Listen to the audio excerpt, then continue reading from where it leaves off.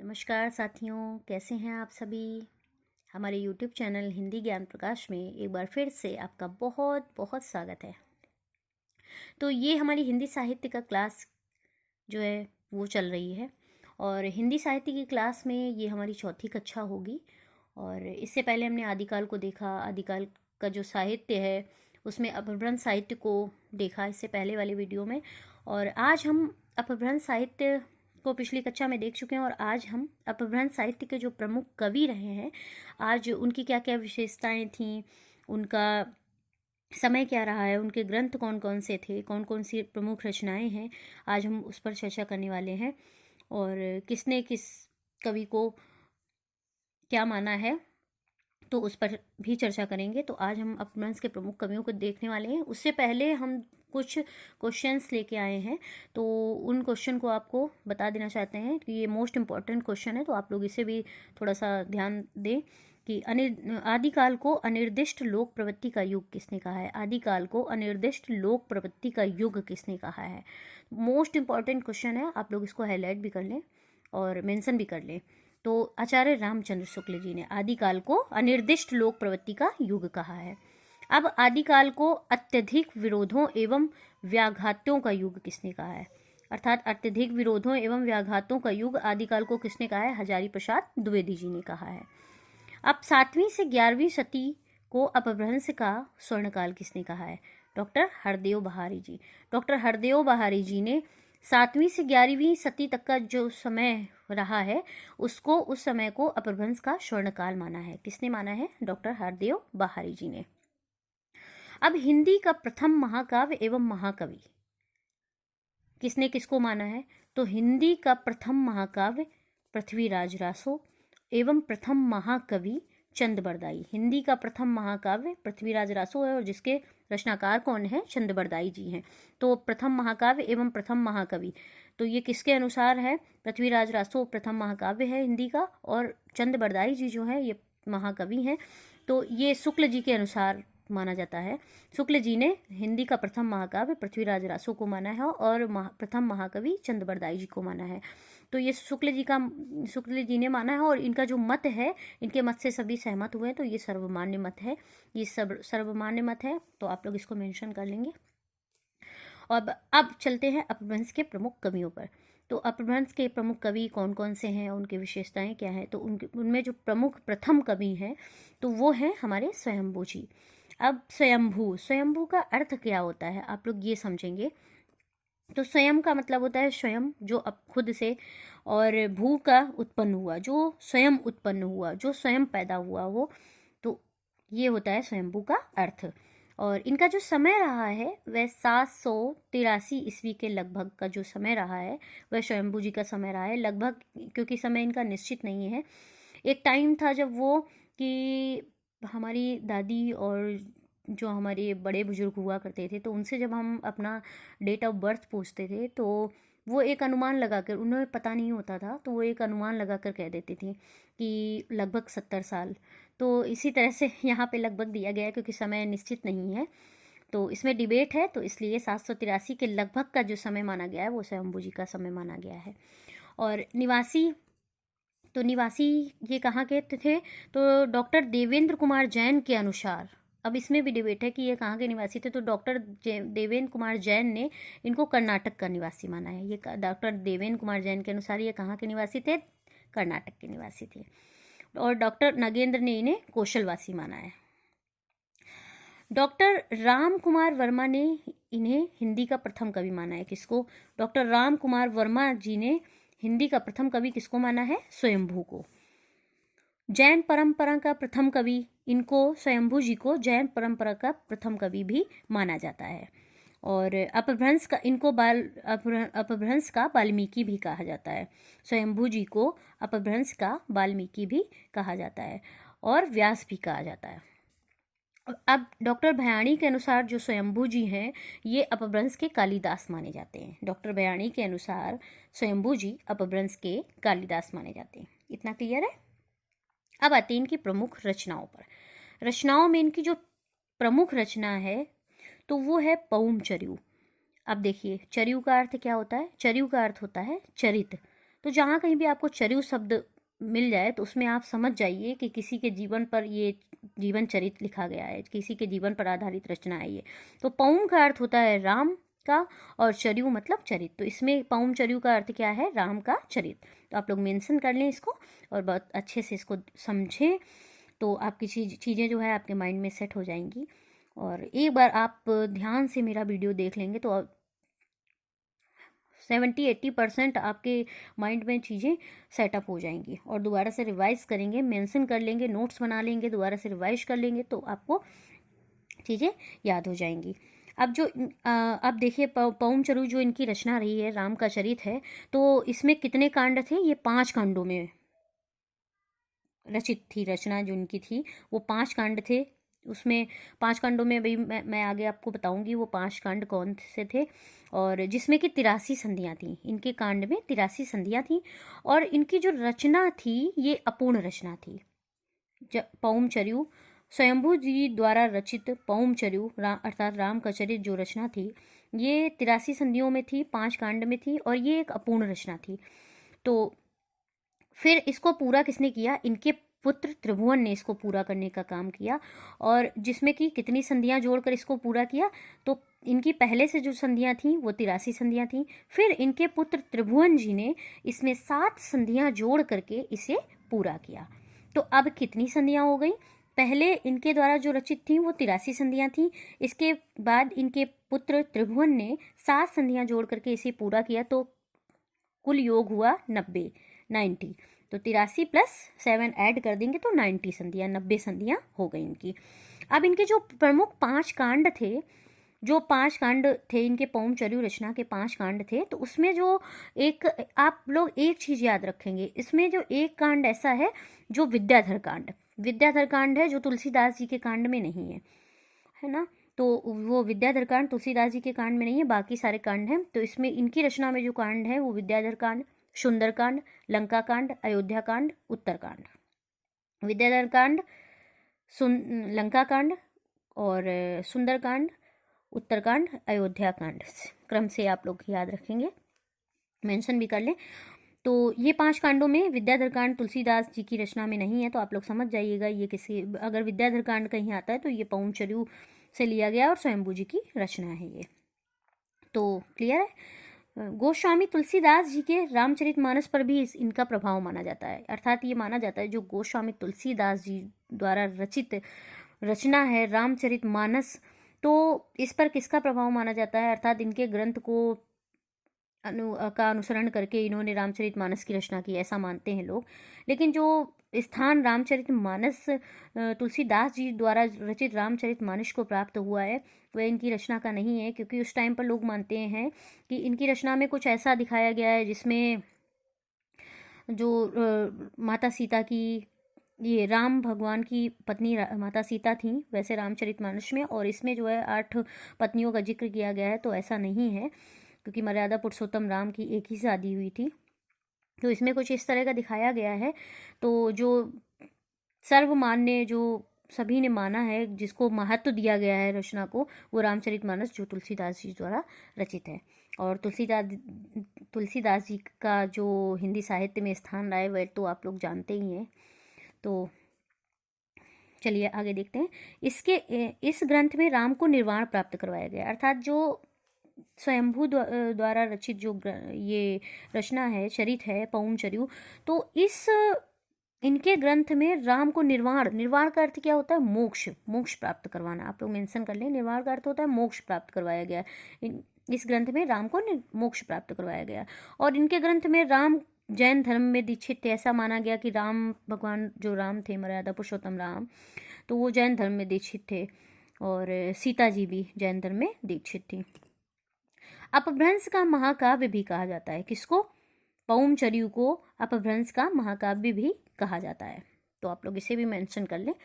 अब इनकी नेक्स्ट जो रचना है ऋठमेढ़ चरित, अर्थात अच्छा इसका आधार ग्रंथ क्या है, किस पर आधारित है ये रचना?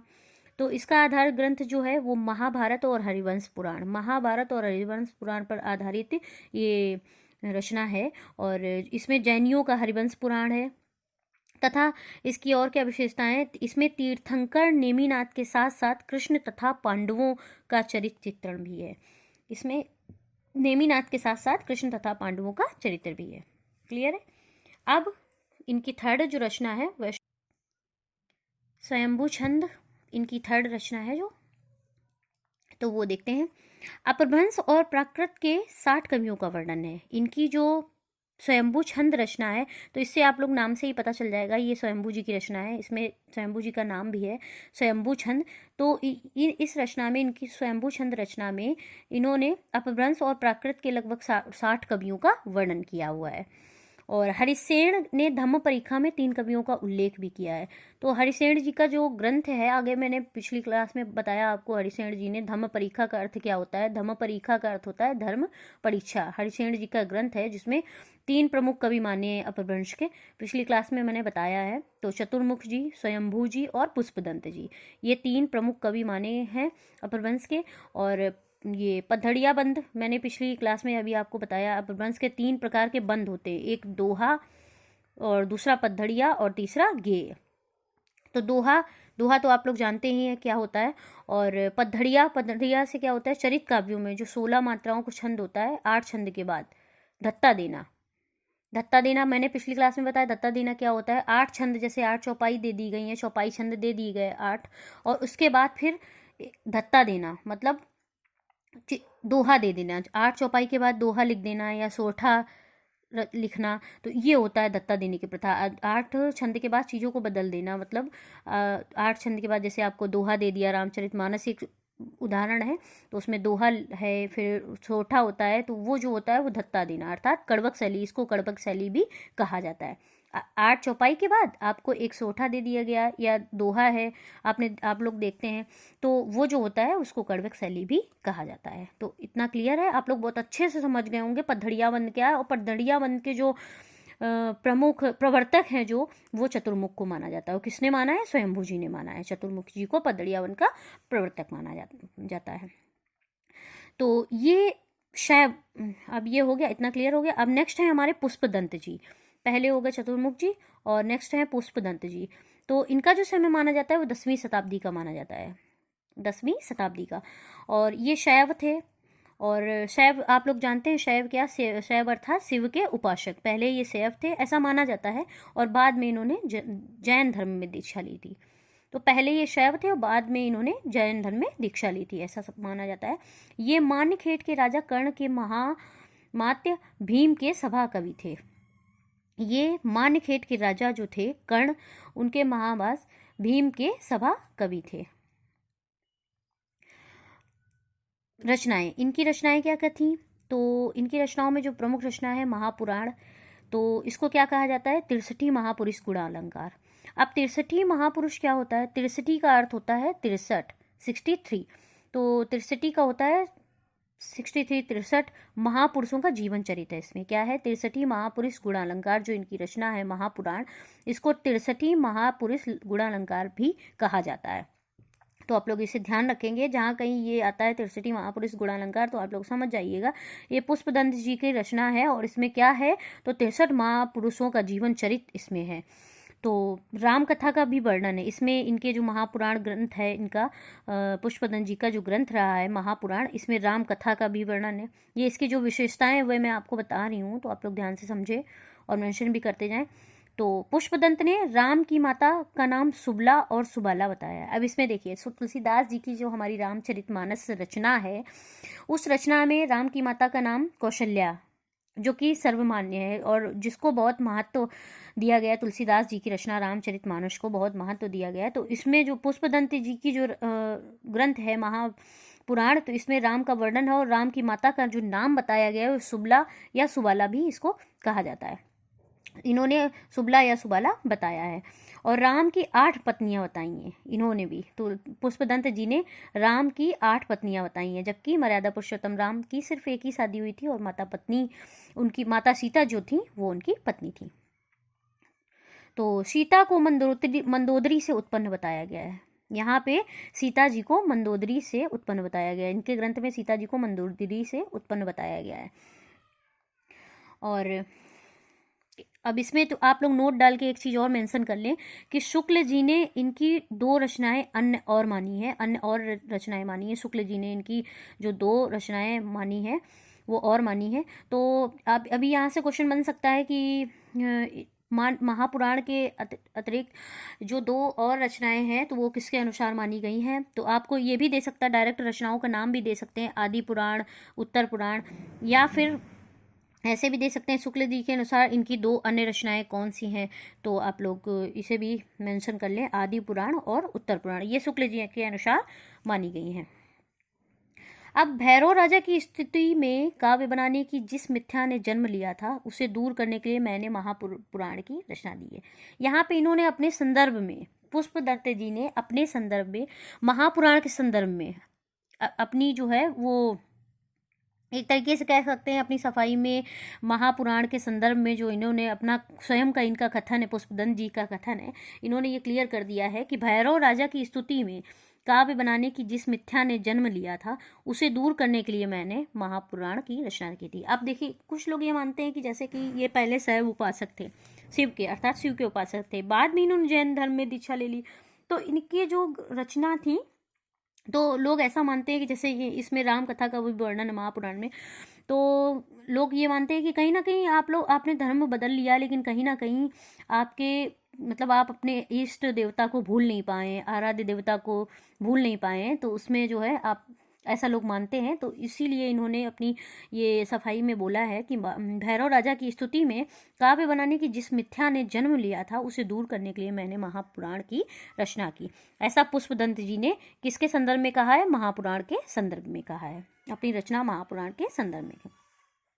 अब दूसरा जो इनका ऋणय कुमार चरिऊ, इनकी जो दूसरी रचना है ऋणय कुमार चरिऊ, नाग कुमार चरित, इसमें नाग कुमार चरित है का वर्णन है।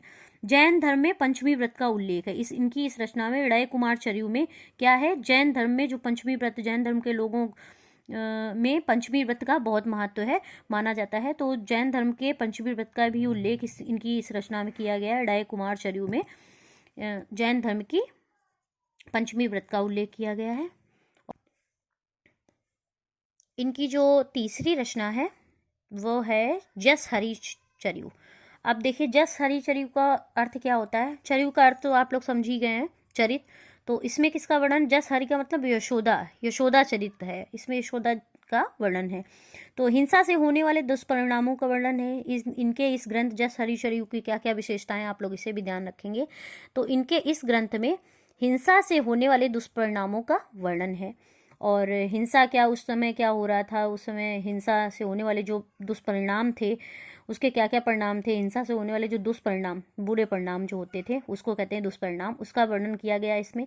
और इनकी रचनाएं धार्मिक उद्देश्य से लिखी गई। तो इन्होंने जो ये रचना की, मतलब उस समय जो हो रहा था, हिंसा, लोगों पे प्रताड़ित किया जा रहा था लोगों को, इस तरह का जो वातावरण था, तो उन सबको देखते हुए इन्होंने जो रचना की है अपने जस हरि चरिऊ, इनकी रचनाएं धार्मिक उद्देश्य से लिखी गई थी, धर्म के उद्देश्य से इन्होंने इस ग्रंथ की रचना की थी। जिन भक्ति से प्रभावित, कुछ लोग इन्हें जिन भक्ति से प्रभावित रचना भी मानते हैं। जिन भक्ति का अर्थ क्या होता है? तो आप लोग ये भी क्लियर कर लीजिए, जिन भक्ति मतलब जैन भक्ति, जैन भक्ति से प्रभावित, इनकी इस रचना को जैन भक्ति से प्रभावित माना गया है। चरित काव्यों में पुष्पदंत चौपई, चरित काव्य में पुष्पदंत चौपई यहाँ क्लियर कर दिया गया, इस तरह से लिखा जाएगा, चौपई छंद का प्रयोग किया। चौपई छंद का अर्थ क्या होता है? जैसे चौपाई छंद आप जानते हैं, उसमें 16-16 प्रत्येक चरण में, चौपाई छंद के प्रत्येक चरण में 16-16 मात्राएं होती हैं। और जो चौपई छंद होता है हमारा, तो उसमें क्या होता है? प्रत्येक छंद में 15 मात्रा का प्रयोग किया जाता है। तो आप लोग क्लियर है इतना? चौपाई छंद में के प्रत्येक चरण में 16-16 मात्राएं होती हैं। चौपाई छंद में 4 चरण होते हैं और प्रत्येक छंद में 16-16 मात्राएं होती हैं। और जो चौपाई छंद हमारा होता है, इसमें छंद में 15 मात्रा का प्रयोग किया जाता है। तो इस तरह से चौपाई का छंद का प्रयोग आप लोग समझ गए होंगे, चौपाई छंद क्या होता है। और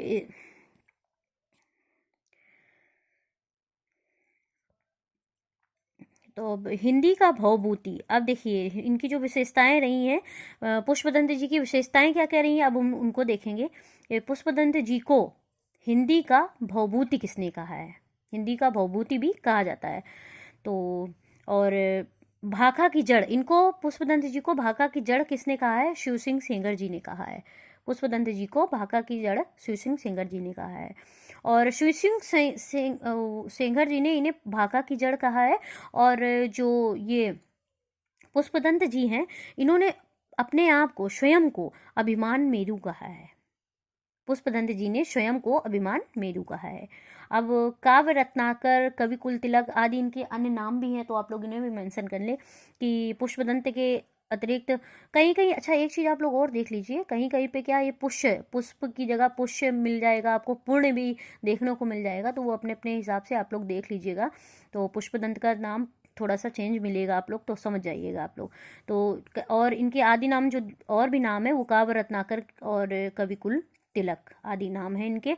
और पुष्पदंत जी की जो भाषा है वो मराठी की जननी है। ये किसने कहा है? ये किसका कथन है? डॉक्टर तगारे के अनुसार जो पुष्पदंत जी की भाषा रही है वो मराठी की जननी है। और हजारी प्रसाद द्विवेदी जी ने इन्हें जैन परंपरा का कुंड कहा है। हजारी प्रसाद द्विवेदी जी ने इन्हें जैन परंपरा का कुंड माना है। अब जो हमारे नेक्स्ट कवि हैं तो वो धनपाल जी हैं, और जिनका समय माना जाता है, समय 10वीं शताब्दी का माना जाता है। और इनकी जो रचना रही है भविष्य कहा, कहा का अर्थ होता है कथा, मतलब भविष्य की कथा, भविष्यत कथा आप लोग समझ गए होंगे। भविष्यत कहा से आप लोग इसका थोड़ा सा अर्थ आप माइंड लगाएंगे तो अर्थ इसका स्पष्ट हो जाता है। भविष्यत कहा का अर्थ होता है भविष्य की कथा, तो आप लोग मेंशन भी कर लें इसको। और इस विषय इसका विषय वर्ण क्या रहा है? वणिक की कथा। वणिक क्या होता है? बनिए का पुत्र, वणिक पुत्र मतलब बनिए का पुत्र, वणिक का अर्थ होता है बनिया। तो इसमें जो है बनिए के पुत्र की कथा है। और वणिक के हृदय, इसमें क्या क्या इसकी विशेषताएं रही हैं, इनकी इस रचना की क्या क्या विशेषताएं रही हैं? तो वणिक के हृदय के घात प्रतिघातों का वर्णन है। और बनिया, वणिक मतलब बनिया के हृदय के घात प्रतिघातों का वर्णन है। और मानव हृदय, मनुष्य के हृदय, जो मनुष्य का हृदय है उसकी मार्मिक अभिव्यक्ति भी की गई है, मन की क्या क्या भावनाएं हैं वो अभिव्यक्त की गई हैं। और राजा मुंज ने इन्हें सरस्वती की उपाधि दी है। राजा मुंज जी ने इनको जो है सरस्वती की उपाधि भी दी। किसको? धनपाल जी को। तो आप लोग इसे थोड़ा सा हाईलाइट कर लें और मेंशन कर लें हाईलाइट करके। राजा मुंज ने इन्हें जो है